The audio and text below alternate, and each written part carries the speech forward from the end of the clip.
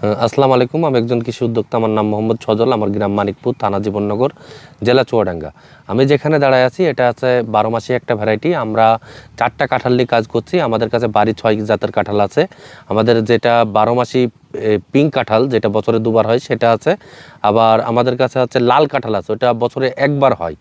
আর যেটা দাঁড়ায় আছে এটা 12 মাসি ভিয়েতনামি ভ্যারাইটি। এটা আপনার সব সময় কাঁঠাল হয়। এ দেখেন ছোট কাঁঠাল আছে, এদিকে বড় কাঁঠাল আছে, এই পাশে আরও বড় কাঁঠাল আছে।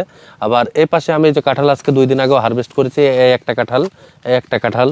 তারপরে আপনার এই মাথার উপরেও আছে, এটা হচ্ছে 12 মাসি ভ্যারাইটি। এটা কিন্তু 12 মাস সব সময় কাঁঠাল দেয়। আমাদের জাতীয় ফল কিন্তু কাঁঠাল। কাঁঠাল কিন্তু আমাদের দেশ থেকে আস্তে আস্তে হারায় যাচ্ছে।